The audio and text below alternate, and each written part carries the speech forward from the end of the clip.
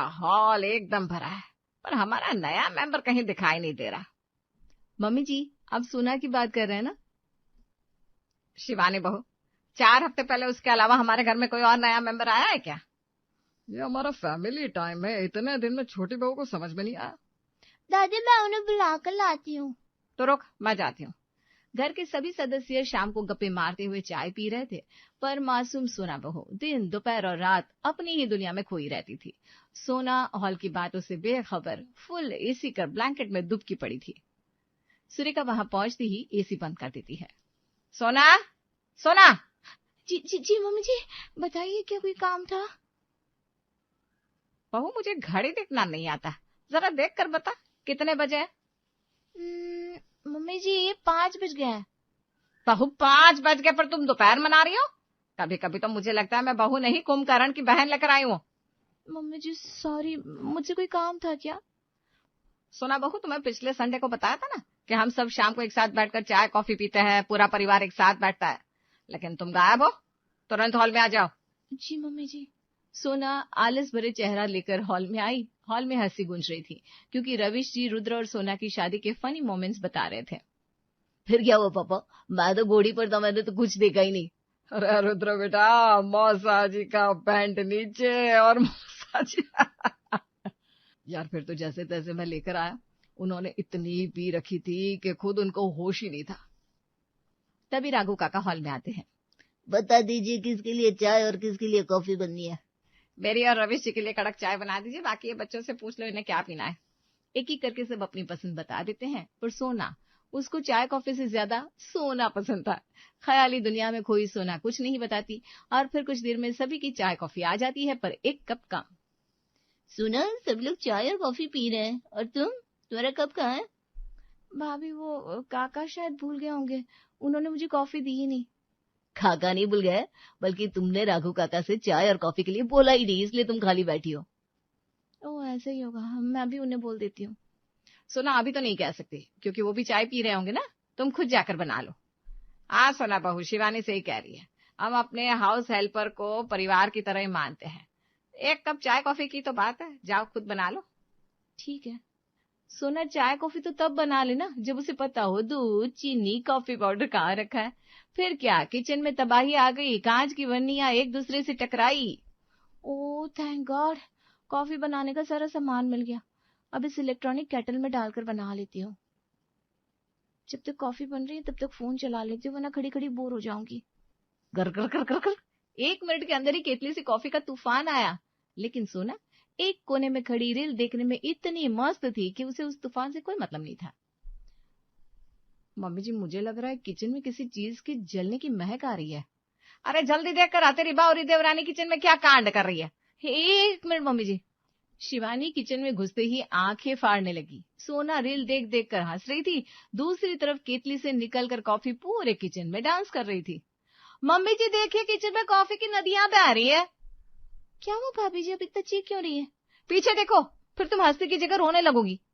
सोना पीछे मुड़कर देखती है तो केतली में चाय उफन कर फर्श पर आ रही थी और सामने किचन के दरवाजे पर पूरा खानदान खड़ा था। हे भगवान, सोना तुम्हारा ध्यान कहाँ है? क्या हालत कर दी तुमने किचन की?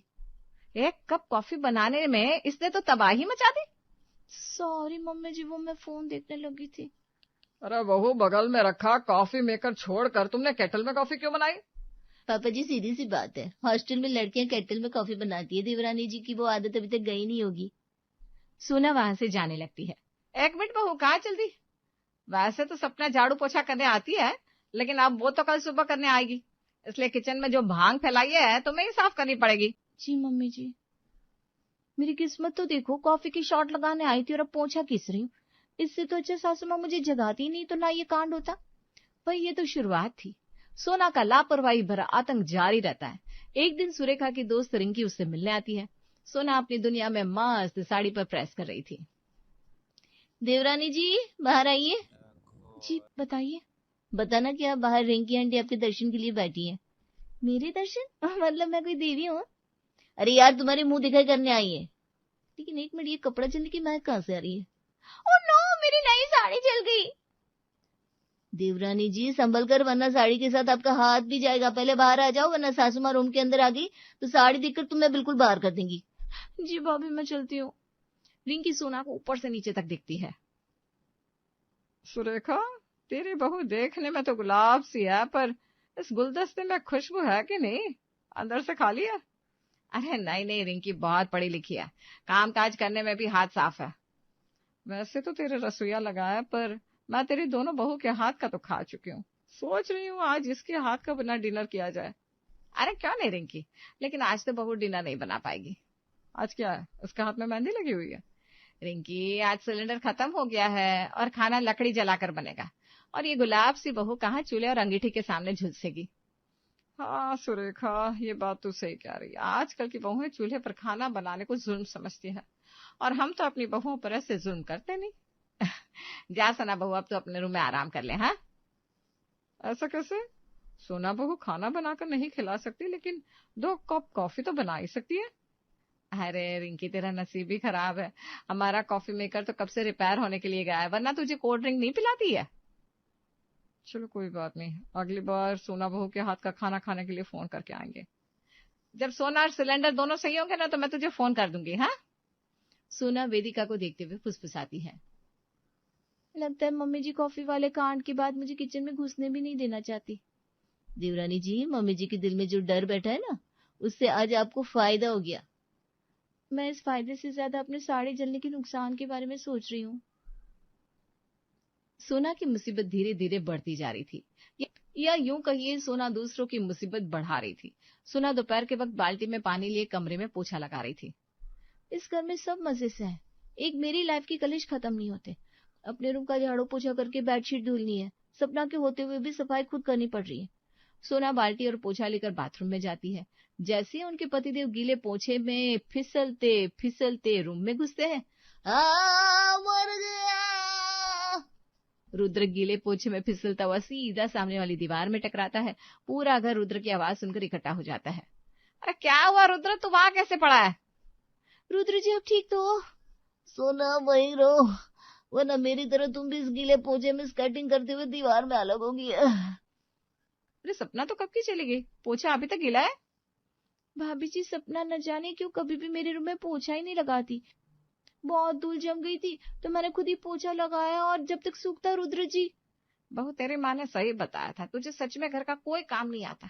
देखने से ही लग रहा है पोछा बिना निछोड़े लगा दिया है। बहू तेरी इस हरकत की वजह से मेरे बेटे की हड्डियां टूट गई। मम्मी जी, सपना मुझे बता रही थी जब वो पोछा लगाने आती है तो सोना का रूम बंद ही होता है। सोना 11-12 बजे सोकर उठती है, तब तक तू सफाई करके सपना चली ही जाएगी ना। अब जब रूम बंद होगा तो रूम में सपना तो सफाई करने आएगी नहीं, खुद ही करनी पड़ेगी। मम्मी, अगर इस तरह से इसने 1-2 दिन और सफाई कर ली तो कभी मेरे हाथ में प्लास्टर होगा, कभी पैर में। बेटा सही कह रहा है। सोना बहू, कल से 9 बजे तक बिस्तर खाली होना चाहिए, वरना इसकी अलग से सजा मिलेगी। मम्मी जी, सजा ही सजा है। कभी कभी लगता है मैं मायके ही चली जाऊं। अपना मायके वाला रूटीन ससुराल में चलाओगी तो ऐसा ही लगेगा। रुद्र, तू हॉल में आ, देख कहीं चोट तो नहीं लगी। मम्मी, अभी तक तो चोट नहीं लगी, लेकिन आगे का कोई भरोसा नहीं है। भाई इस तरह से मासूम सोना अपनी मासूमियत दिखाती, जिससे खुद के साथ दूसरों को भी नुकसान हो जाता। कुछ दिन बाद रघु काका 3 दिन के लिए छुट्टी पर गए, और फिर एक ही सवाल था, खाना कौन बनाएगा। सुरेखा तीनों बहुओं को हॉल में बुलाती है। रघु काका कल अपने गांव जा रहे हैं, अब खाना तुम में से किसी एक को ही बनाना पड़ेगा, किसी एक को खाने की जिम्मेदारी लेनी होगी। सब बहू एक लाइन में खड़ी हो जाओ, जो बहू आगे आएगी वही रसोई संभालेगी। ये सुनते ही शिवानी और देविका 4 कदम पीछे चली जाती है, और सोना बिना दाएं बाएं देखे सांस रोककर खड़ी रही। पापा जी, मैं तो 1 कदम क्या 1 उंगली भी नहीं हिलूंगी। मुझे इस रसोई के चक्कर में नहीं पड़ना।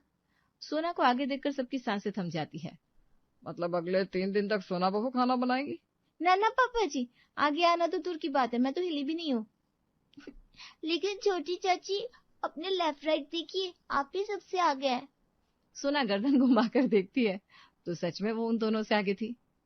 सोना बहू, वैसे तो मैं तुझसे खाना बनवाने में कोई दिलचस्पी नहीं रखती, लेकिन अब तू आगे आ गई है तो अगले 3 दिन तक तुझे ही रसोई संभालनी होगी। मम्मी जी, हर बार मैं ही क्यों फंस जाती हूँ? बेटा अब फैसला हो गया है, कल की रसोई की जिम्मेदारी तेरी।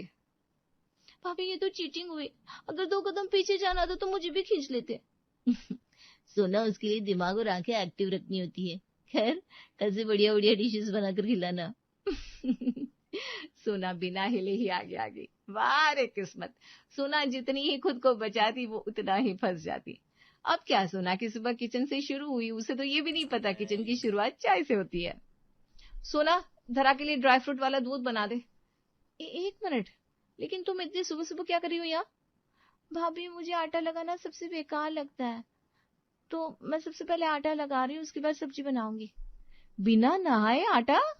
अरे हमारे यहाँ किचन में घुसते ही पहले चाय पानी बनाते हैं, उसके बाद नहाकर खाना और नाश्ते की तैयारी करते हैं। सोना बहू, चाय बन गई? मम्मी जी, सोना ने चाय की तो नहीं लेकिन पराठों की तैयारी कर दी है।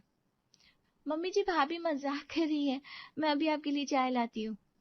समझ गई मैं। पहले मेरे लिए चाय और पापा जी के लिए ग्रीन टी बना दे, बाकी घर की सफाई होने के बाद ही नाश्ता बनेगा। भाभी अब ये जो आटा लगा लिया उसका क्या करूं? अगर मम्मी जी को पता लग गया कि मैं सफाई होने से पहले ही नाश्ते की तैयारी करने आ गई थी और नाश्ता बना दिया तो आफत हो जाएगी ना। ऐसा कर, आटा खिड़की से बाहर गार्डन में फेंक दे, ना होगा आटा ना खुलेगा राज। लेकिन पापा जी अक्सर गार्डन में टहलते रहते हैं, उन्होंने देख लिया तो? अरे कोई नहीं देखेगा बहन, तेरी जो मर्जी हो वो कर, मैं धरा को दूध पिला देती हूँ। सोना बिना दिमाग को कष्ट दिए आटा अपने ही गार्डन में फेंक देती है। चाय पानी पीने के बाद सोना नहाकर किचन में नाश्ता बनाने आई, लेकिन बाहर से 3-4 कुत्तों के भौंकने की आवाज आ रही थी। सुरेखा हॉल से गेट की ओर गई। हे भगवान, इन कुत्तों ने क्या गंध फैलाई है। पीछे से शिवानी और रविश और वेदिका भी आ जाते हैं। सुरेखा जी, क्या हुआ, इतना परेशान क्यों है? ये हमारे गार्डन में इतना आटा कहाँ से आया? कुत्तों ने टुकड़े टुकड़े करके पूरे गार्डन को गंदा कर दिया है। मम्मी जी, कहीं ये सोना ने तो नहीं फेंका? पूछ कर आती हूँ। सोना बहू, इधर आ। जी मम्मी जी, आपने बुलाया? सोना सामने देखती है, पूरे गार्डन में आटे के चिथड़े फैले पड़े थे। बहू, तूने आटा मलकर गार्डन में फेंका? नहीं मम्मी जी, मैं तो आटा मलने जा रही हूँ। मम्मी जी, मैं बताती हूँ। सुबह जब चाय का पूछ रही थी ना देवरानी जी, तब वो आटा मल रही थी। जब मुझे पता चला कि हमारे घर में बिना नहाए खाना नहीं बनता, इन्होंने आटा गार्डन में फेंक दिया। मम्मी जी, मैंने आटा फेंका जरूर, लेकिन गार्डन में फेंकने के लिए शिवानी भाभी ने बोला था। मतलब सोना बहू को खाना बनाना तो बहुत दूर की बात है, खाना नहा कर बनाते ये भी नहीं पता। सोना, तुम्हारी वजह से गार्डन में गंदगी हुई है, उसकी सजा तुम्हें मिलेगी। मम्मी जी, अब सही कह रही हो। मैं सही कहती हूँ, इसीलिए सजा तुम्हें भी मिलेगी। अब से किचन तुम संभालोगी और सोना तुम इस गार्डन की सफाई करो, पौधों में कटिंग करके पानी दे दो। मम्मी जी, लेकिन किचन तो सोना संभाल रही थी ना। शिवानी बहू, अगर तुम अपना दिमाग नहीं चलाती तो किचन सोना ही संभालती, ना ही गार्डन में ये गंदगी फैलाती। भाभी जी, अब तो अपने भी चाय जाल में फंस गई, इसलिए मैं दूसरों को सलाह नहीं देती। खैर, मैं तो आराम करने जा रही हूँ। फिर क्या, दोनों बहुएं काम में लग जाती हैं और दोनों के दोनों परेशान। हे भगवान, बेमतलब में तीनों टाइम 8-9 लोगों का खाना बनाना पड़ेगा। ना सुबह किचन में जाती और ना ये सजा भुगतनी पड़ती। अगर मैं अपने दिमाग से सोच लेती तो आज मुझे इतनी धूप में गार्डन की सफाई ना करनी पड़ती। उस वक्त मैंने डर की वजह से आटा फेंक तो दिया, पर अंजाम का नहीं सोचा। सोना लगभग दोपहर कड़ी धूप में गार्डन साफ करके पसीने में तरबतर, हाथ और चेहरे पर मिट्टी लगी, हांफती हुई घर में घुसती है। देवरानी जी, आइए, भाभी ने बढ़िया दाल चावल और चपाती बनाई है। बाकी लोग तो कब के आ चुके, अब ही रह गई थी। आप बहू हाथ मुंह धुलकर खाना खा ले। मम्मी जी, पूरे शरीर में मिट्टी लगी हुई है, पहले तो मैं शावर लूंगी, उसके बाद लंच करूंगी। शाम की चाय के वक्त सब घर में इकट्ठे बैठे थे। शिवानी सबके लिए चाय और कॉफी बनाकर लाती है, लेकिन 1 कप कॉफी बच जाती है। ये तो सोना की कॉफी रह गई है, जब से ऑफिस से आया हूँ वो कहीं दिखाई नहीं दे रही। आज तो सोना ने खाना भी नहीं खाया, शायद गार्डन की सफाई करके ज्यादा ही थक गई। रुद्र, जाओ उसे उठा दे, कॉफी पीकर हम सबको शॉपिंग पर भी जाना है। ठीक है, मैं उसे जगाता हूँ। रुद्र ने कुंभकर्ण की बहन सोना को बहुत जगाने की कोशिश की, लेकिन सोना इतनी थक गई थी कि टस से मस ना हुई। फिर क्या, सोना लगभग शाम के 6 बजे खुद ब खुद उठी, हॉल में आई, चारों ओर सन्नाटा, घर के सारे सदस्य गायब। हे भगवान, घर के सब लोग अचानक से कहाँ चले गए? कहीं मैं सपना तो नहीं देख रही? एक बार रूम में चेक करती हूँ। शिवानी भाभी, मम्मी जी, अरे कोई तो बोलिए। लगता है सारे मुझे अकेला छोड़कर कहीं चले गए। इतने में गेट खुलता है, हाथ में बड़े बड़े शॉपिंग बैग लिए सब मुस्कुराते बातें करते घर के अंदर घुसते हैं। ओहो सोना बहू, आखिरकार तुम जाग ही गई। आप सब लोग मुझे अकेला छोड़कर कहाँ चले गए थे? सुना, हम लोगों ने बहुत कोशिश की तुम्हें साथ ले चले, लेकिन तुम तो गहरी नींद में थी और हम लोग तुम्हारी गहरी नींद खुलने का इंतजार नहीं कर सकते थे। हाँ सुना, हम लोग कल केदारनाथ की ट्रिप के लिए जा रहे हैं, इसलिए गर्म कपड़ों की शॉपिंग करने जाना था। मैंने तो हर तरह से तुम्हें जगाने की कोशिश की, लेकिन तुम। अचानक से ट्रिप की प्लानिंग, आप लोगों ने मुझे बताया भी नहीं।